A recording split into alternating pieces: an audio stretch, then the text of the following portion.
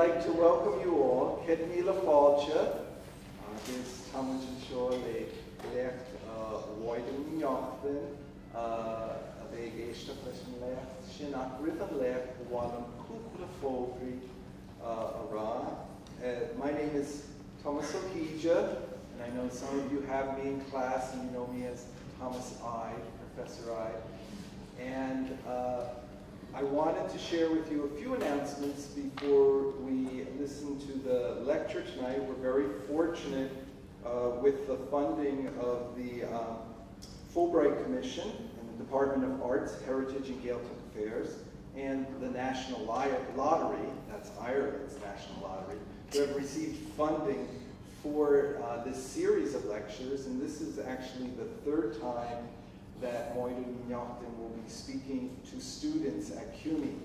Yesterday she visited with 2 groups. A few announcements.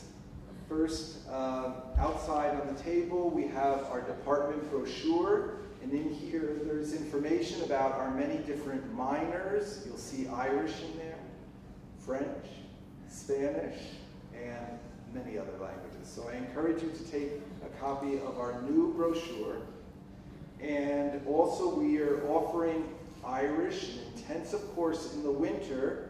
So if you have, I know many of you are taking Irish 101 already, but if you have friends who want to do Elementary Irish 1 this winter in 1 month, record time, there's a flyer outside there for that. We are also offering Japanese during the winter session. Oh. And lastly, we have a listing of all our spring courses out on the table outside. It includes our friends from Manhattan College, welcome, and also our friends from Queens College, welcome. So we have 3 colleges, students from 3 colleges here tonight. And I'm sorry if I forgot another college.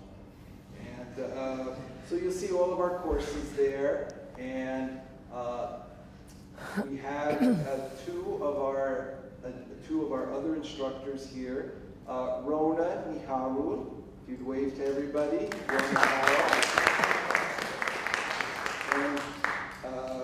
And also Morgan Mihui. I'm going to invite Morgan up to the podium now to introduce our speaker. Thank you very much.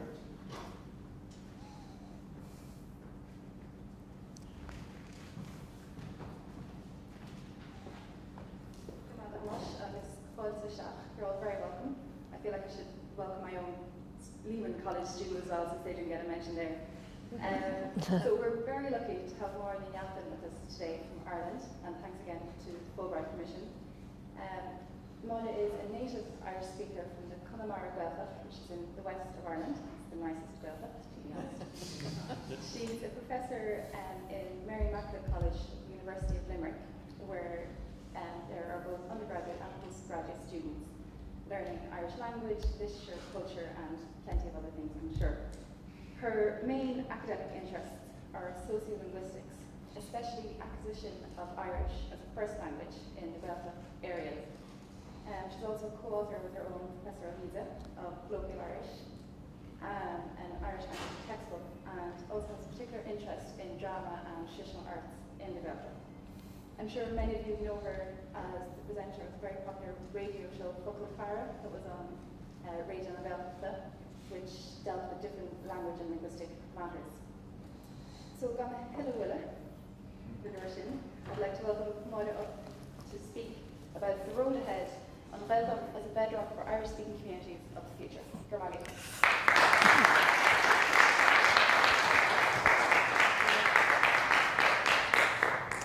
Díríb, agus tá sé andas a bhain seo líb trónúna. Tá me anmhaoch go thumas as an gcuide thuirtchum, agus tá me thar bheith buíoch go háirid go na daoine tá tacaí an darbáta bailile Iesu Uireartaigh le me chluisteáil. It's a particular pleasure for me to be here with you this evening, and I'm delighted to see people here who were with us last night. And I said last night it was an unexpected but a great surprise to meet my co-authors. 4 of us worked on Colloquial Irish. We had never met, and we were in the one room last night and repeated again this evening. So that's very nice. And as well as that, I was delighted to see Patricia here as well, whom I know from the Merryman Summer School, and we've had very pleasant days in West Clare, and to be repeated again, I hope. Now, to get to the matter of the evening, when Thomas invited me to come and speak, I thought that it might be interesting to explore the whole notion of what's ahead for Irish-speaking communities, and I'm talking in particular about Gaeltacht communities where the language is spoken as a community language, not out of any particular cultural interest or because of any particular political persuasion. It happens to be the language that the people have always used in that particular community, and in an unbroken fashion for generations and generations. But that is changing quite rapidly in Ireland, and I thought it might be interesting to explore that here, because a lot of you are studying Irish and are acquiring Irish here, and many of you will go to Ireland and spend time in Gaeltacht communities. But I think it would be interesting to just observe the intricacies and the multi-layered aspects of life in an Irish-speaking community, and in an attempt to be, I suppose, a bit poetic and lyrical in the title, I just took the notion of Unroth Sharuin. I'm sure a lot of you are aware of the fact that we're heading up to a number of centenaries in Ireland at the moment, and probably culminating in 2016 with the 100 years of the Rising. So it'll be a time of great reflection. Well, I hope it will be a time of great reflection, because Pádraig Mac Piaraish was very pivotal to all of that, and as you know, he was, I suppose, one of the great instigators of cultural tourism, if you wish, by going to the Gaeltacht regularly and having, I suppose, one of the first holiday homes in a Gaeltacht area, living in Rosmuck. But he had a very fine poem, Fornoch de Chonico, and where he reflected on the fact that he thought of the wonders of the world, but was dedicated to the road ahead. So to begin with, to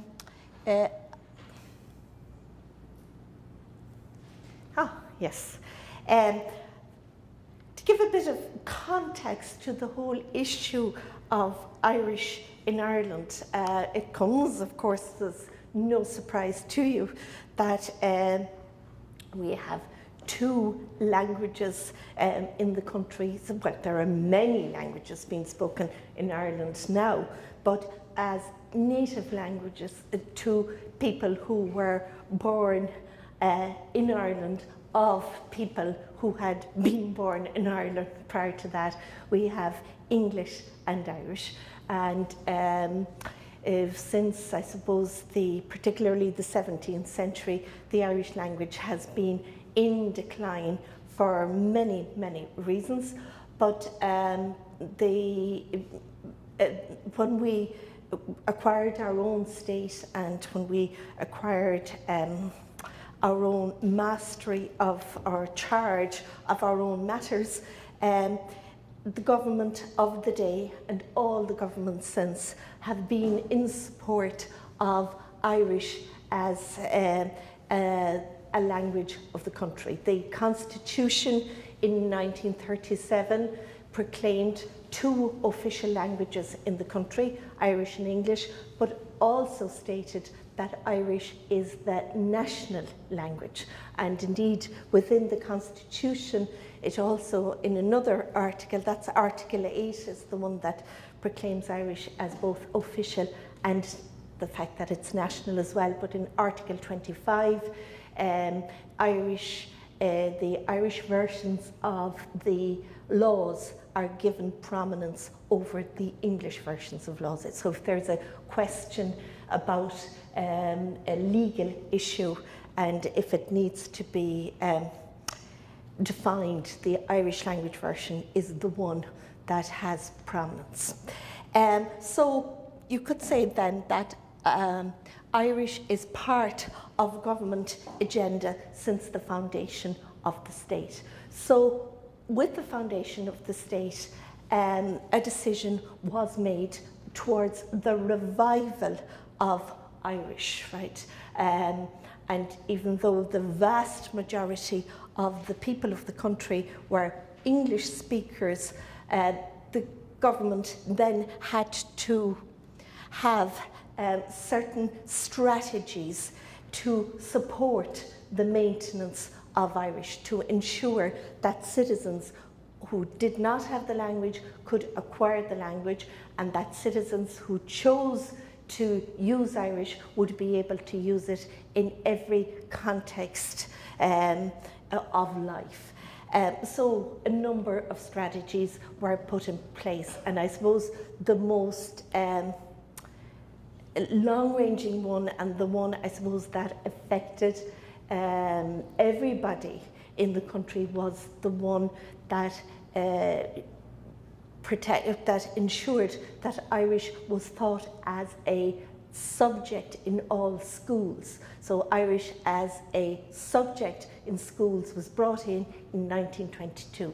And I suppose in hindsight now, we know that that might have been a naive idea. That's, you know, you teach Irish to all the children, and say in 2 generations' time, because they all, or 3, even 3, that because they had Irish through school and because they learn it in school, they will all have it and we'll all be speaking Irish. Now we know now that language does not quite work like that, but initially it was Irish as a language and then as a medium of instruction as well. The other thing, of course, we had protection of Irish through by law in the Constitution.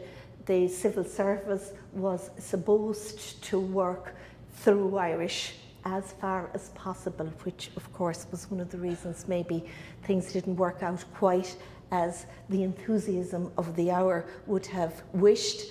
But the other mainstay of the strategy was that the Gaeltacht, though it was recognised as being a vulnerable area, it was intended that the Gaeltacht would be maintained as a particular area of interest and should be given support. Now, I know that there are a few people here, and I should have possibly had a slide to show exactly where Gaeltacht, or where the Gaeltacht are. A Gaeltacht is an area where Irish is the community language. Of course, you're going to have Irish in all parts of the country, but it's usually through particular networks. But in Gaeltacht area, it's the community language, and those communities live mostly on the western seaboard. You have quite a number of areas in Donegal. A certain number of areas come down along the coast in Mayo, in Galway and on the Aran Islands. Hop down then as far as Kerry. You've 2 peninsulas there, Kirkcalrina and Ivráthach. Go around to Cork, touch into an island there off the coast of Cork, Cape Clear, and you have the one inland Gaeltacht in County Cork as well, Musgree, go pop along the coast again to Waterford. There's to the Déise, Rhino Guanach and Shanafobal, and then up in a very isolated position, if you like, in County Meath, you have a Gaeltacht that's in the general area of Racharing, which in one way was a Gaeltacht that was created by government policies when in the 30s a number of people in Gaeltacht areas along the west coast were given the option of moving to County Meath, and a number of families took up the option, and that was a created Gaeltacht, if you wish. So it's an area that wasn't, if we had a map in the mid 1800s, it wouldn't be there, but we do have it there now. So they're the Gaeltacht areas. So it was intended that there would be government support to sustaining these language communities, and it was recognised from the foundation of the state that the language community was awfully important to the sustainability of the language in the country. Now, we've had many commissions and many studies and research on Irish and on Gaeltacht areas. The initial one was in 1926, which was set up to actually define where the Gaeltachtaí were, this group of people took submissions from people around the country, and people wrote in to this as well, and you can read all the material, it's easily available. And that commission in 1926 came up with the concept of what they called a Fíor Gaeltacht, a true Gaeltacht, which was an area where you had over 80% of the community speaking Irish on a daily basis as a community language. And then they came up with the concept of a Brak Gaeltacht, which I suppose translated would be what, a speckled Gaeltacht, I suppose. Any community where over 25% of the population spoke Irish as a daily community language. Now, that was revised again in 1956, and it was a much smaller area. But there was another commission, an important commission, the Commission on the Revival of Irish in 1965, and then a very important document was, a very big and important document was published in 1975, the Committee on Irish Language, Attitudes and Research. And in the year 2000, when many studies were made around the whole idea of the millennium and what's ahead in lots of ways, well, it was decided to have another Gaeltacht Commission, because in spite of the idea of government support, it was very obvious that the Gaeltacht communities were shrinking in spite of the support, and another commission was set up in the year 2000.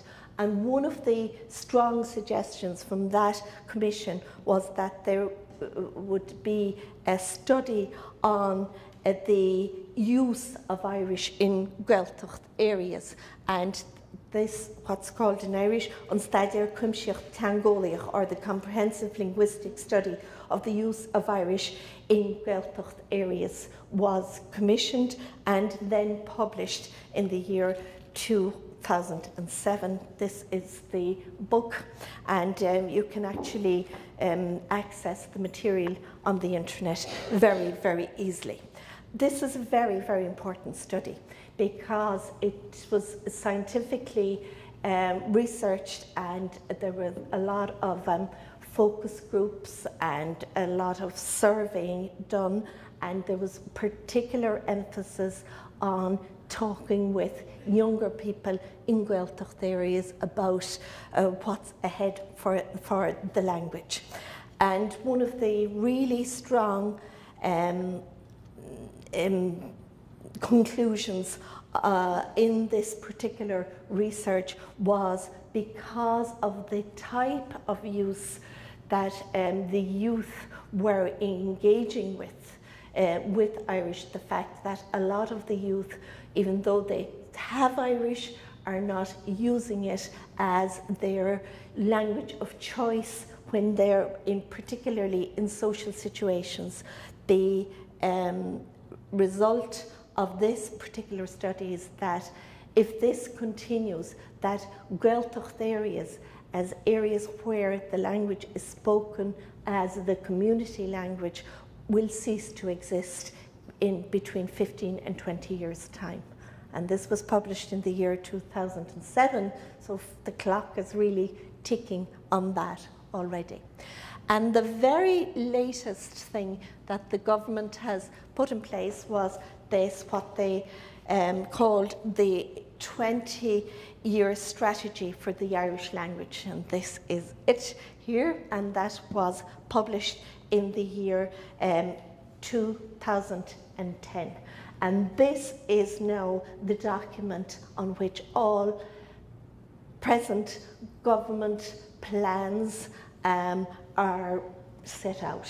And this, a lot of people would maintain that this is the way ahead, if you wish, officially at least, for the Irish language.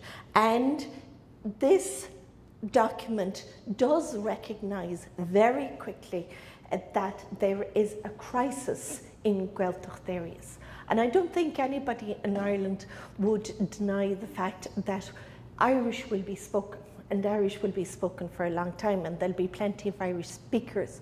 But how many of those speakers will be native speakers or will be speakers from areas where it is the first language, the language of choice, and the language that is easily accessed by the people? That's what's in danger, really.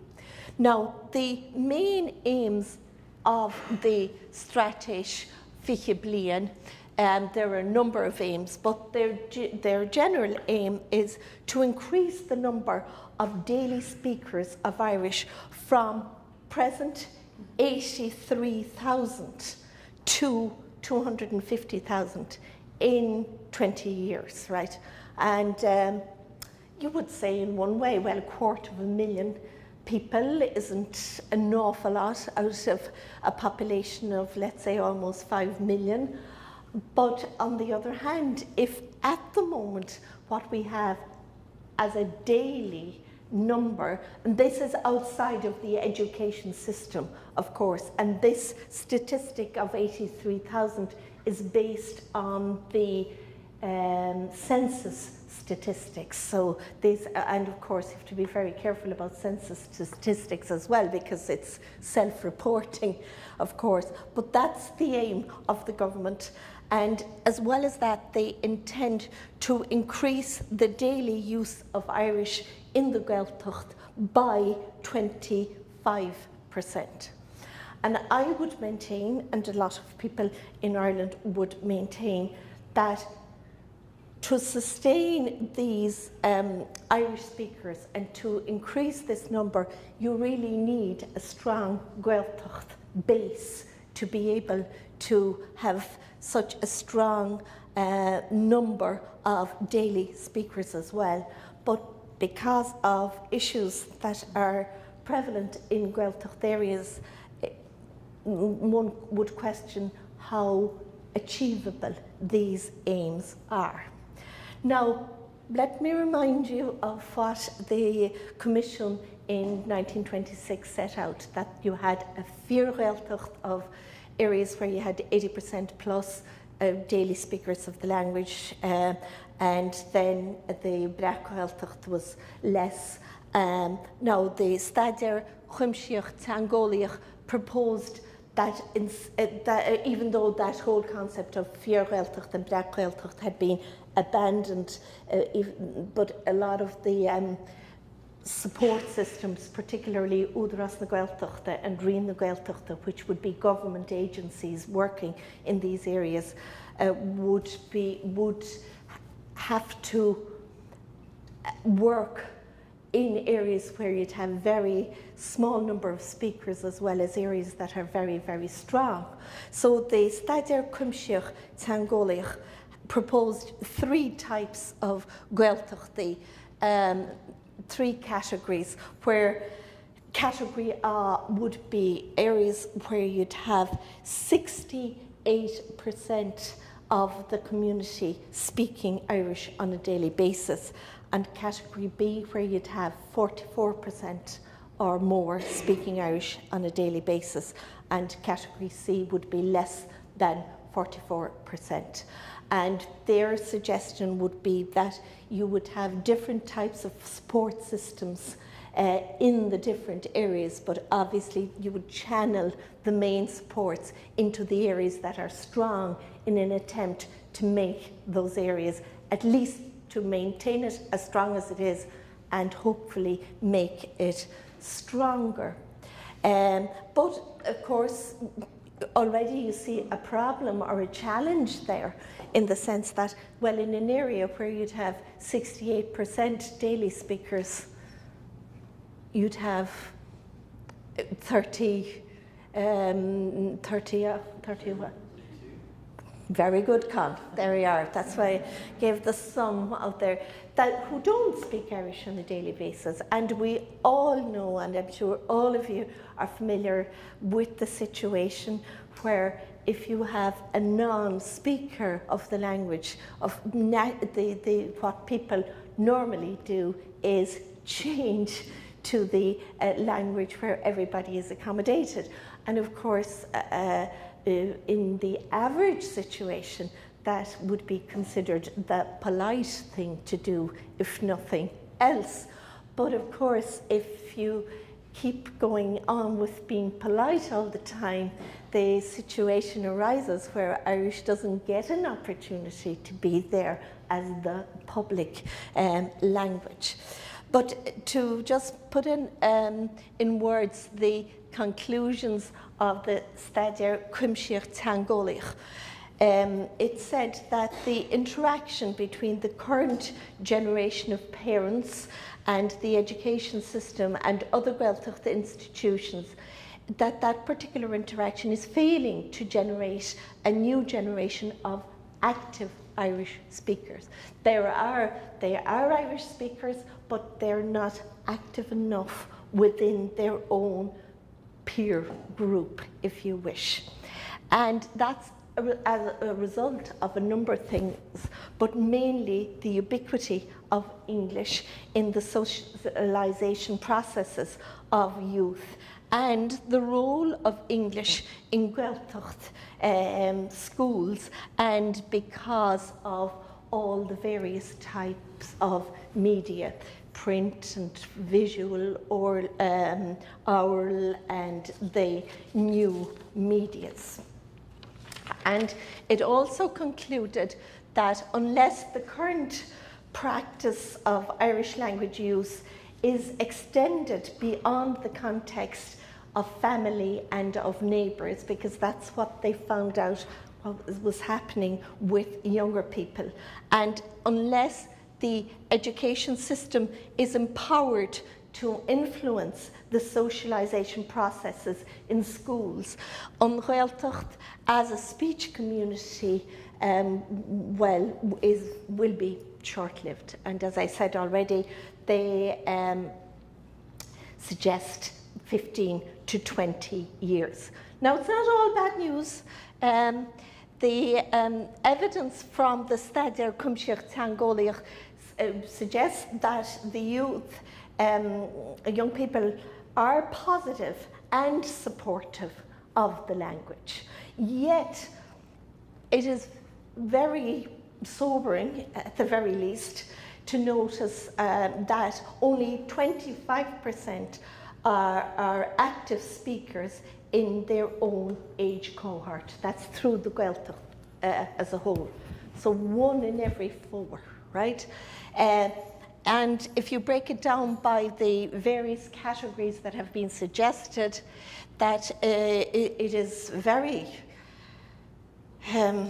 sobering, as I say. 53% of Category A children are brought up with Irish or mostly Irish at home. So even in the strongest areas at the moment, only slightly more than half of the children are brought up Irish speaking only. And that in B, in B it falls to 22, and in Category C it's only 6%. So that is a very, that's a huge challenge really, because at the end of the day, if you're looking at a speech community, of course you need the children, and it is very important that it is taught as a home language, and that carries through to the next cycle, if you wish, of people's lives. Now, just I want to talk a little bit around the whole idea of community, because I think in Ireland, even, and certainly, possibly, I shouldn't say certainly, at the remove of the wide Atlantic between Ireland and learners and speakers of the language here, there is this romantic and romanticised notion of what a Gaeltacht is and what Gaeltacht people are like.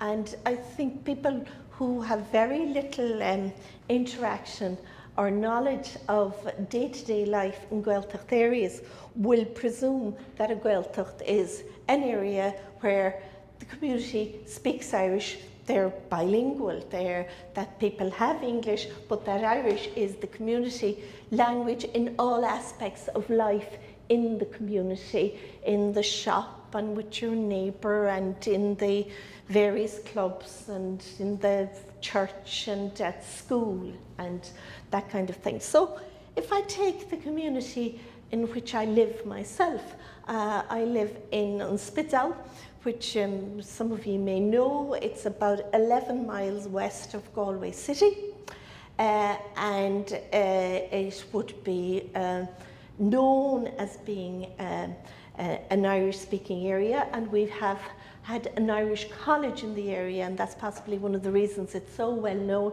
We've had an Irish college in the area since 1910, so a lot of people have been coming for Irish to the area for a long time. But a number of years ago, because of the changing face of the linguistic mosaic, if you wish, that makes up the story of Spiddal, the local development committee set up a subcommittee of people with interests in cultural and linguistic matters, and we decided to have a look at ways of maybe strengthening Irish language use in the area. And one of the things we set out was to find out who the people of Spiddal are, as in, are they of the area initially, are they Irish speakers generally, and what we found out was very interesting, because we sent around a survey. Now, of course, not everybody filled in the questionnaire, but we had quite a strong response from the questionnaire. And of the people who responded, we found out that only 58% of the people, of adults who answered our questionnaire, actually are from any Gaeltacht area at all. So there's more than 40% of the people who live in the area now are not from Gaeltacht. That doesn't mean to say that they don't have Irish, but they haven't grown up in an area where Irish is the community language. And what is very interesting as well is that only 41% of the people living in the area were actually raised with Irish, right? So they haven't had that family or community experience prior to living in the area. So already you see the challenge that's there, because in one way you would expect, well, it's a Gaeltacht area, everybody has Irish, but that really isn't the fact. So if we, that of course doesn't mean to say that people don't wish to have the language or that they're not using what language they have, but you also have to bear in mind that everybody who speaks Irish speaks English as well. And generally people, you know, in everyday life, what do you want to do? You get up, you go to work, you deal with the everyday things, you come home, you deal with the household stuff, you do the homework, you get involved in the hurling club, whatever. And then for some people who are interested in the language, of course they will do that through Irish. Other people, that's an extra layer on top of what they're doing. And sometimes it can be challenging for people. But to go back to the question that I was starting with, or hoping I started with at least, looking at practices with children and what happens in the family home. Well, you would expect that a Gaeltacht child would, first of all, acquire their first language at home. And you would expect that in a Gaeltacht area that would be in Irish. But already we see with this type of figures that in some areas that can be very difficult. And then, of course, the child sometimes has to leave the home for the preschool care, maybe in a creche, and then maybe in a Mionra. And of course, in Gaeltacht areas, that will be provided in Irish, though there is no legal requirement on anybody to provide that type of education or care through Irish in the Gaeltacht area, oddly enough. I mean, if you choose to open a preschool group in a Gaeltacht area, you can have it in Swahili, in Chinese, in English, and there is no requirement. And naturally, there would be in Irish, but not always, and particularly in communities that are on the edge, if you like. Sometimes you will find that there are providers totally in English in the area as well. So then your child, the child is there in the preschool, goes on to school and goes to the local Gaeltacht school, which of course you will expect to be through Irish. And in Gaeltacht areas, they are taught through the medium of Irish. But I'm sure, and I've spoken with some people here already who have family who are teaching and what we call Gael Scoilena in Ireland. And for those of you who are not familiar with that concept, a Gael Scoil is a school outside of a Gaeltacht area, but is taught through the medium of Irish. So children attending a Gael Scoil, which is the first level, or a Gael Cholaiste, which is the second level, will be taught through the medium of Irish. And practically all the children attending these schools will be second language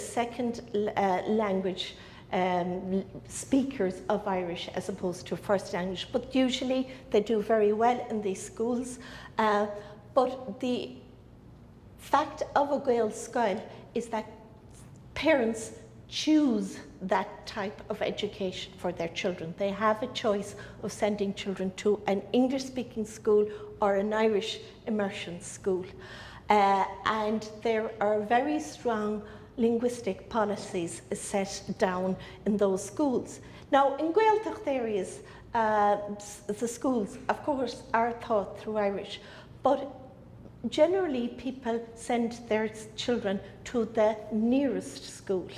And for some parents, sending their children to the local school is just that they send them to the local school.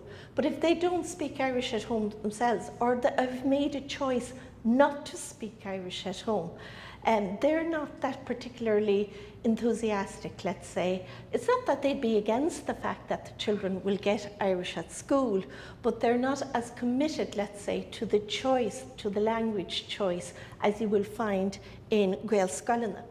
As well as that, there is, if you like,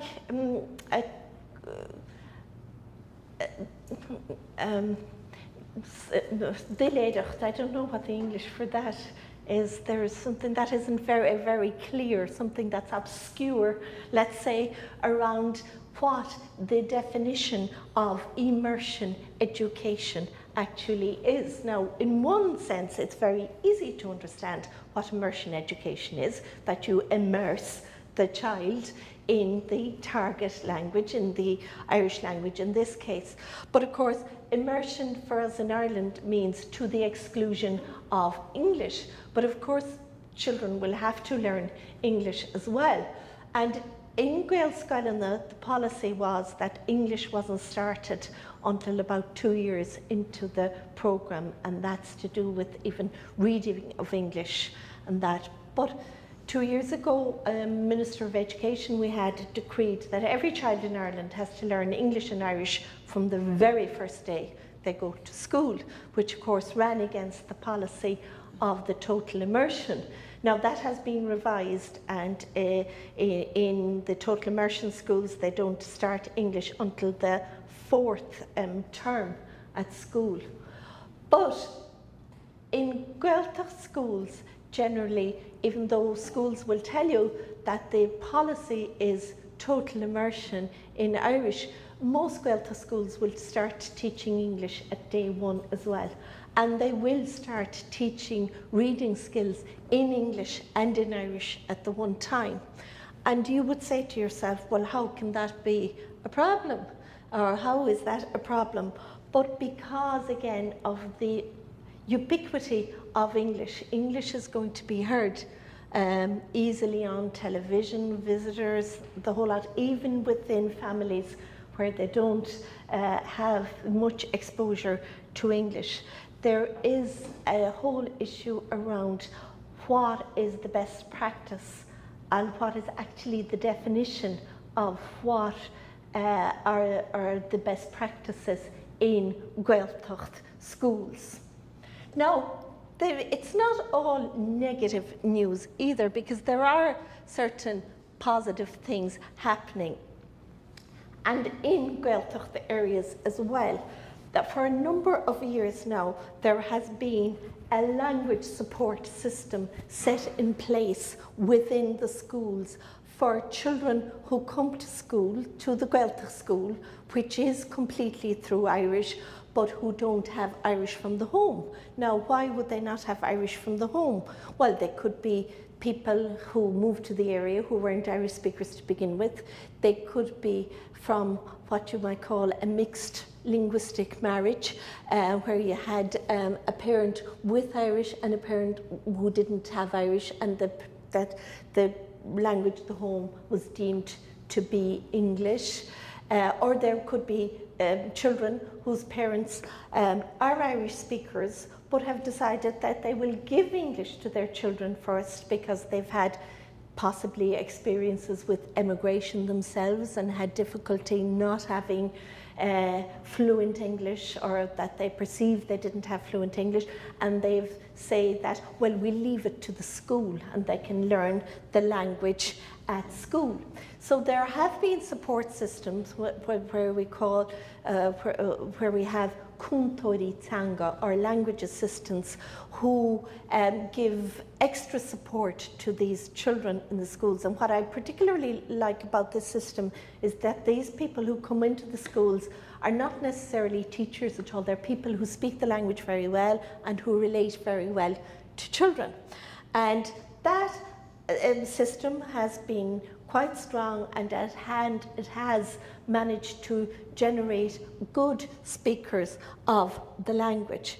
But one of the problems I've had with this for quite a while now, while I support the fact that these children need extra support, I'm just wondering about the children who actually speak the language well and come to school with the language. Why don't they get the opportunity to enrich their skills? Why are they being put in a way at a disadvantage? They're not getting any extra support coming to school. So that is now changing, and there will be a new language enrichment support system brought in for such situations, and again with the same type of person dealing with it, people who are strong in the language themselves. But you probably see the issue here yourselves. We're still dealing with the language as a language in an education system, and we're dealing with it in a situation where the language is being taught well at school, and that the children acquire a high level of competency, but it is very much classroom based. And as you saw from the statistics, the issue is around the socialization issues. It's outside of the classroom, and even in the strongest areas, in some of the focus groups who were dealing with the Staidir Cuimsiach, they said that they feel they don't have the language to express themselves in all areas of life, and that really is the huge challenge, that people are in a way restricted in their language, even almost at certain stages of language acquisition itself, because the speed at which English is coming at people now doesn't give certain people the opportunity to learn the language to a complex level, and that is a huge, huge challenge. And one of the new things that's coming into place is that there will be a scheme to deal with Irish as a language in the playground area. So that will help the situation, or we hope it will at least. Now, the strategy, the 20-year strategy for the language for the next 20 years, as I've said, has recognised that there is a huge difficulty, and they call it a crisis in Gaeltacht areas as regards community language, and that they have set in place a number of new strategies to support families. Now, I'm sure you've heard about the recession in Ireland, and that has impacted on spending and the available funds to support language projects.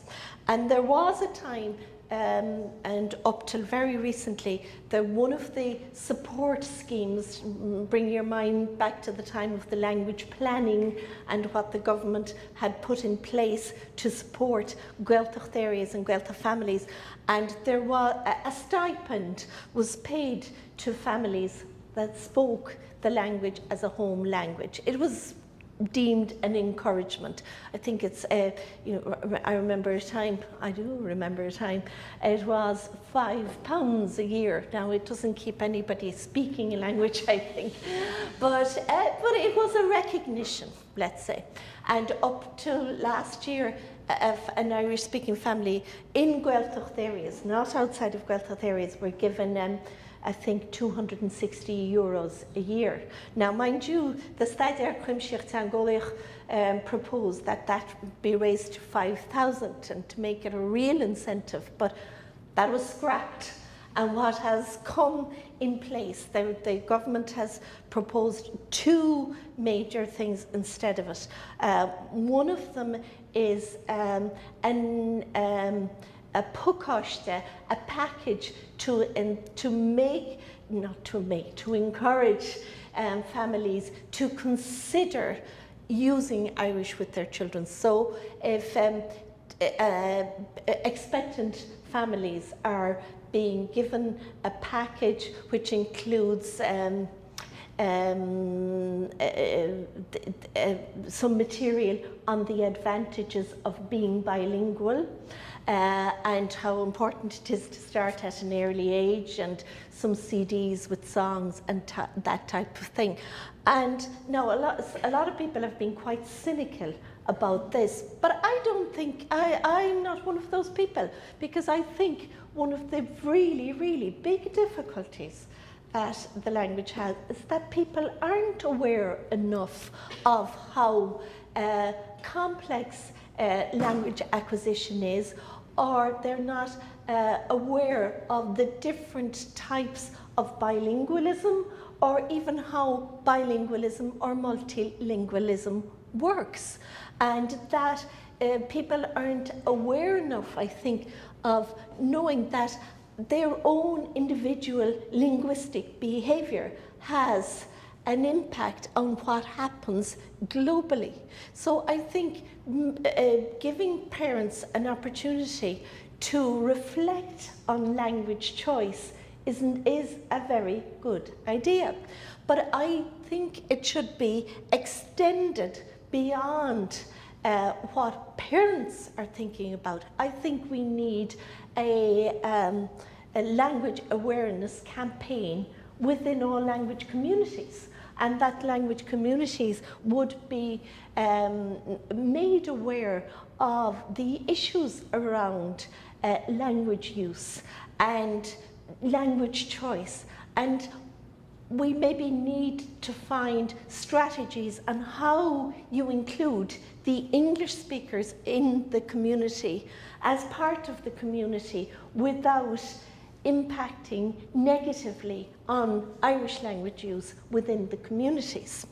So the recommendations I would have at this point is that we really need a definition and a code of practice for Gaeltacht schools, so that that teachers and parents and children would find a particular strategy to deal with the whole issue of language use and language acquisition within the school and within the community practice outside of the school area. And I think that should be tied in with an awareness of the definitions or the various definitions of bilingualism. I mean, people talk about Ireland as a bilingual country, but people don't really think about what that actually means, or how we actually use it in practice. And I think that there is it would be very important to deal with issues around the induction and training of personnel in the caregiving and education sectors, because I personally work in a college where a number of the graduates will be teaching in the primary schools of the country. But there is no particular programme in my college, and it is one of the biggest colleges in the country, and I know for a fact it's the same in the other very big college in Dublin. There's no specific course to help to train people how to deal with teaching through the medium of the second language of the children. It's hard to believe that that is true, but it is actually true. Now, there are certain short courses and there are modules, but it is a very, very complex thing, not just teaching Irish, but it's also teaching other subjects through the medium of Irish. So that question really has to be addressed. And the other thing I think really that needs to be addressed is a Gaeltacht specific curriculum. It's the same Irish language curriculum for learners of the language and native speakers of the language. Now, in one way, a lot of people will say, well, it's the one exam all over the country, so why should it be a different curriculum? And of course, a lot of teachers in immersion schools and in Gaeltacht schools teach a very enriched program. But there needs to be a much more enriched program, enriched linguistically, to allow people to develop their full linguistic repertoire, and that specifically needs to be done. And those of you in the group who read Irish, there's a particularly good article, 2-page article in the magazine Core of the month of October by Maudie Ina on that very point, and how the language curriculum actually fails the native speakers of the language, and I think that's very important. And the other thing that has been proposed very, very strongly for a long time, and there was an opportunity to do something about it, but the government did not take it. We badly need, I think, an education board for all Gaeltacht areas, because I think Gaeltacht schools have far more in common with each other, even if they are hundreds of miles apart, than they have maybe with their urban counterpart down the road. And I think if there was a board of education dealing with Irish language schools in particular, that could have a very positive effect. Now, there are groups and support groups for those schools, but again, with the cutbacks, they also have been cut back. And one of the major groups is a group called COG, and they now are being amalgamated with the National Council for Curriculum and Assessment. And well, it remains to be seen if that will be a happy marriage. But I wonder, because COG was set up because they needed that separate support. So my story to you, or in conclusion, what I'm saying is that because of the complexity of language practice within Gaeltacht areas, that it is very difficult to see that unless things change quite dramatically, it will be hard to see that the Gaeltacht will be the absolute bedrock for the language, the source that all of us can go and drink from and be revived and nurtured in the way we used to. It's not to say that we will not have Irish-speaking communities, but I think we might be going towards Irish-speaking networks as opposed to communities, and that would be a loss to the whole linguistic story of the world as such. Gormagay.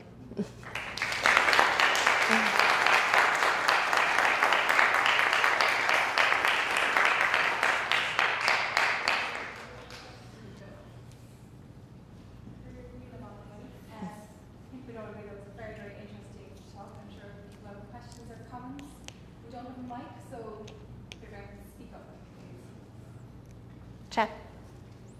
It's me. That's okay. Hi, thank you very much for that excellent presentation. It was really wonderful. For several years, I worked in another Gaeltacht in Cape Breton, Nova Scotia, with Scottish Gaelic. And one of the things that we encountered with our initiative is sort of, however you want to frame it, regenerate, or whatever verb you want to use. Yes.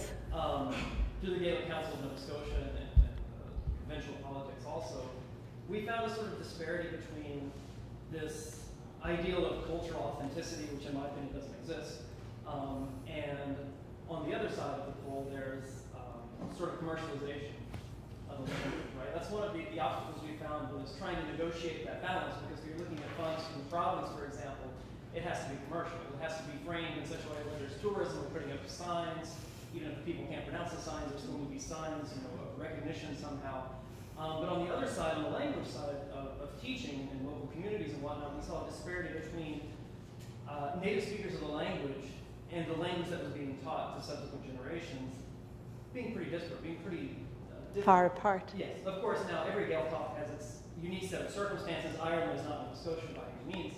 But I was wondering if there are certain tensions that exist around normativity or linguistic linguistic ideologies in Ireland today about the kind of Irish that's being imparted. And of course, the linguistic diversity of even the different Irish-speaking counties is immense, and I'm sure you could talk for hours about that, but I'm wondering specifically about tensions of normativity and linguistic ideology in Irish. Yeah, thank you for your question. And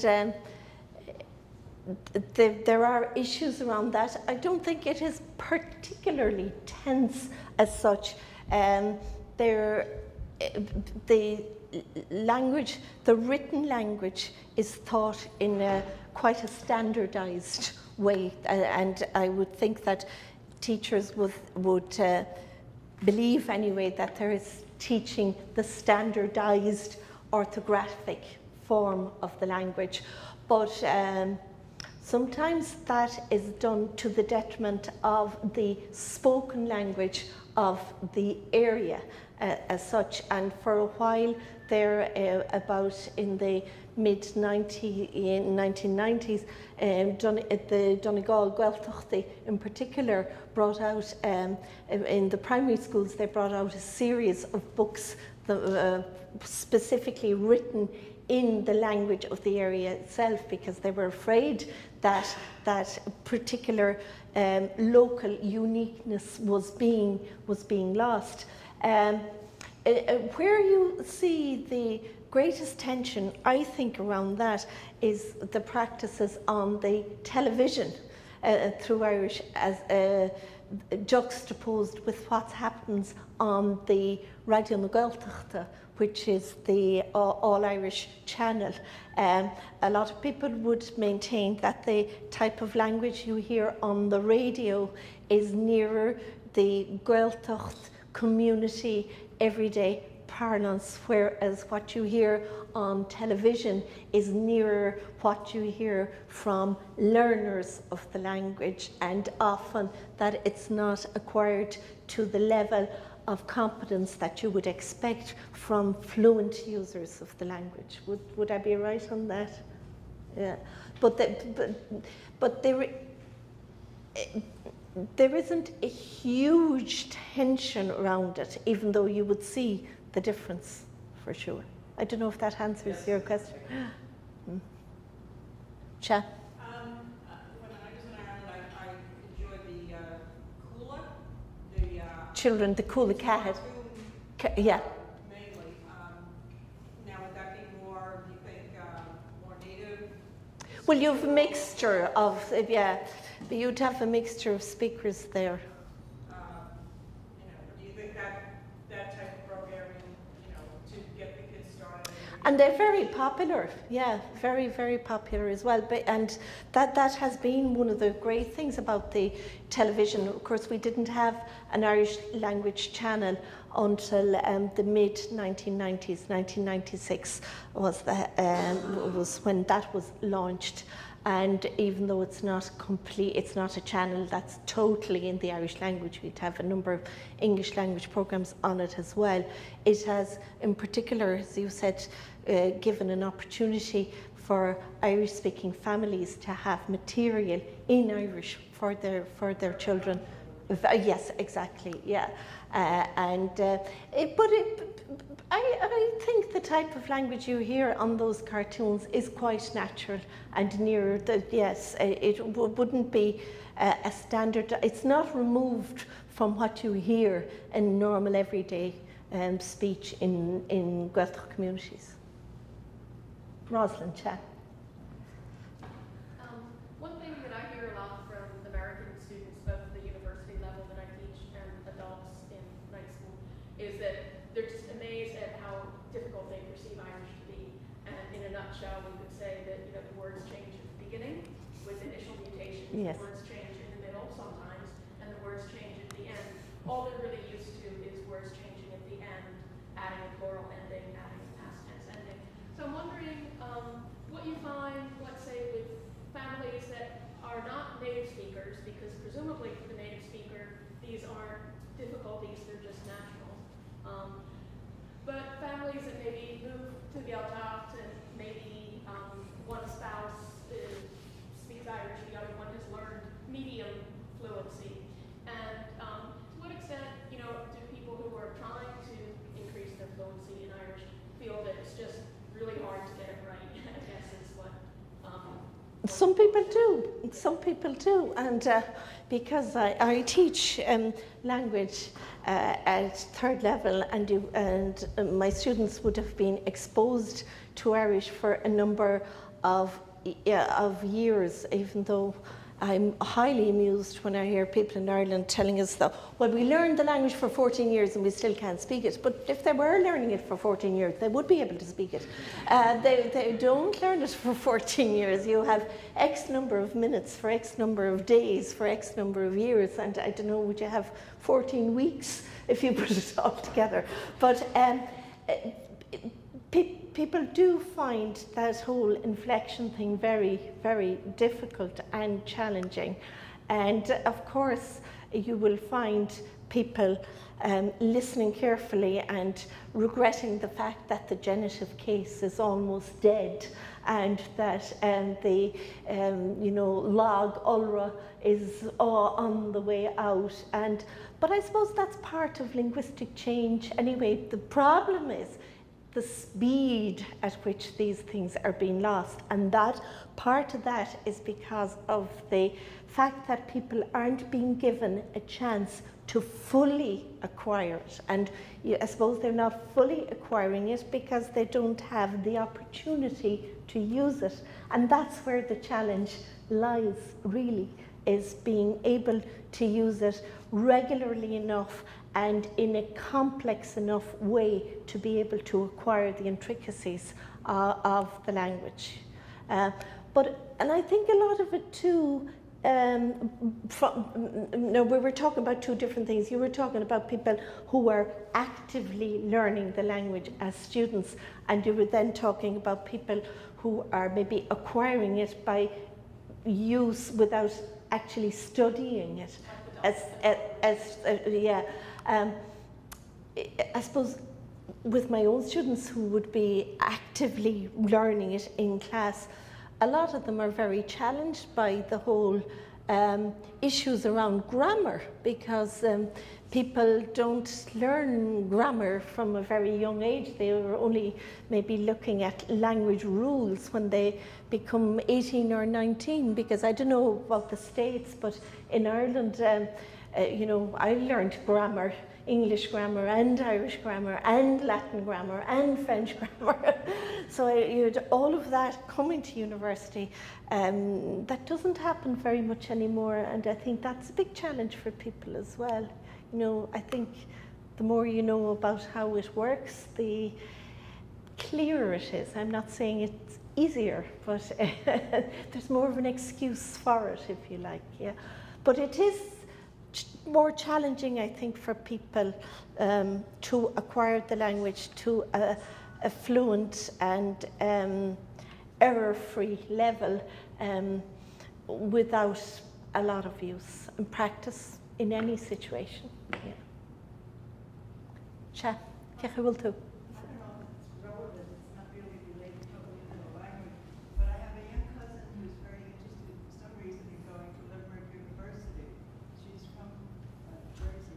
Yeah. And she wanted to know, if I knew any interesting points, or her mother rather wanted me to find out anything about Limerick University in particular, like its strong points, or theater. I know they have language. I can talk to you about that. Yeah. Oh, yes. Well, it depends on what program she wants to do. It's very strong on a lot of things, and you asked, have the theatre? Well, there is a concert hall there, but it's particularly strong on music, and there's the Irish World Music Centre is there, and they have huh? Well, then it'll be a very happy place for her. Yes, yeah, there's a lot happening there from that point of view. And she can study Irish, ab initio there as well. Huh? Yeah, well, people who go into their music program must do Irish as well there. As undergraduates, I don't know what happens for their occasions. Well, there'd be a drama society there, I think, all right, yeah.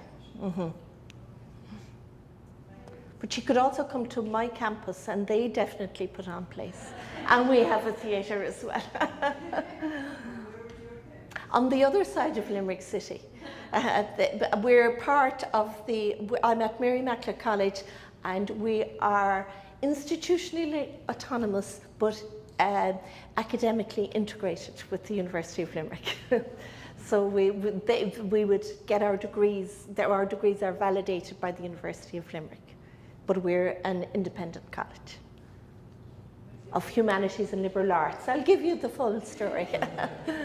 Yes, Naomi. I don't know if this is a question or not, but what about the Gaeltacht on the internet? What about all these people worldwide? Virtual community, if you wish. Right, virtual community. What Irish are we speaking? Mm-hmm. We're struggling with our grandfolks, we're struggling with, we're getting it from TV and Mm-hmm. the usual things, and we're speaking Irish. Mm-hmm. That we try our best with, we try to connect with the old Irish and old sayings. What about that virtual But that has its own validity as well. I'm sure it does, and because in certain respects it's such a new thing. It has to find its own level as yet, I think. But I'm astounded at how strong kind of the community on the internet actually is. Muireann referred to the fact that I used to chair a programme on Radio na Gaeltacht on linguistic matters, and we had a guy whom we used to call Padar na Rúise, a guy from Moscow who wrote to us regularly with the most interesting and fascinating questions. I remember one of them in particular was, do the sounds of the animals, are they called the same in all Gaeltacht areas? Things I'd never have thought about myself. But we got questions from all over the world. Radio na Gaeltacht, the statistics I think prove that strongly, and I suppose a lot of us connect with Gaeltacht communities by the internet nowadays, and Muireann, I'm sure you have that, that keeps you very much in touch with home, yeah. Mm-hmm. Sha? The education system are taking a look at, say, the Hebrew experience or Israeli experience? Yeah, actually, they do. They have, well, I don't know if it's the education system itself has done that, but individual researchers have. Mudish O'Leada, who's a very noted scholar of Irish and Irish education matters, has written a book on Ireland and Israel and the connections there. The Welsh experience, yes, and the Welsh experience has been talked about in this the comprehensive linguistic study of the Gaeltacht. One of the suggestions they had, and we talked about this at class last night, in Wales, they have a system where particularly newcomers to an area, into Welsh-speaking areas, the children are put into like language nests almost, and they don't allow those children go into the Welsh-speaking schools. They kind of prepare them in advance before they go into the immersion schools. And that was a proposal in this comprehensive linguistic study of the Gaeltacht. But, you know, a lot of people would query the practicality of that when you consider how small areas are, and are you going to isolate children even more on a linguistic level. But they have looked at things, but how much we've learned from those experiences, I don't know. They speak a lot as well about the experience in Canada with French immersion programs as well. There's a fair amount has been written around that as well. Shah. Hi. I did a lot of research over the summer on the Stratfish, and I read some of the early debates in the Senate and Trevor McCarthy's comments and things in the New Government Act. And I'm just wondering, you look at the website for Women in the Gaeltacht, and you see that most of the government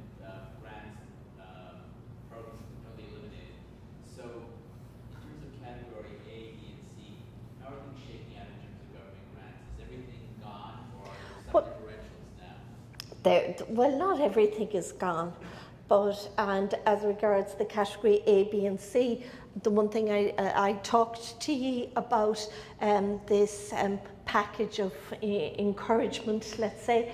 The other thing that the government has done is that it has categorised, I suppose, the Gaeltacht areas into 19 different areas, and they have prioritised 7 of them, and they have invited those 7 communities to produce a linguistic plan themselves for their areas.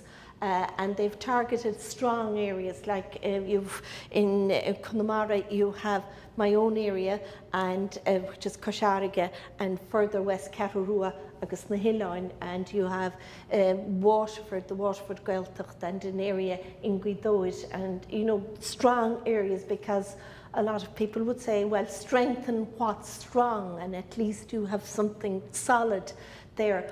But a lot of what they've done is they've asked the communities to do it themselves voluntarily. Now, they've said that there will be support systems, but we don't see many there. As far as I know, there's no language planner in Údarás na Gaeltachta, and Údarás na Gaeltachta now will be in charge of this, and their budget, their funding has been cut back a lot. So a lot of it is aspirational, I would maintain. I was just asking in case I was missing something. No, I don't think you missed anything. I don't think you did. Yeah. So any other questions or comments? No, well, you're really good about Tá mí fáilsrúb, yeah. Well, we'll pause for 1 second. I'd like to invite you to get some refreshments outside. Our Irish language students can practice your acquisition of each other.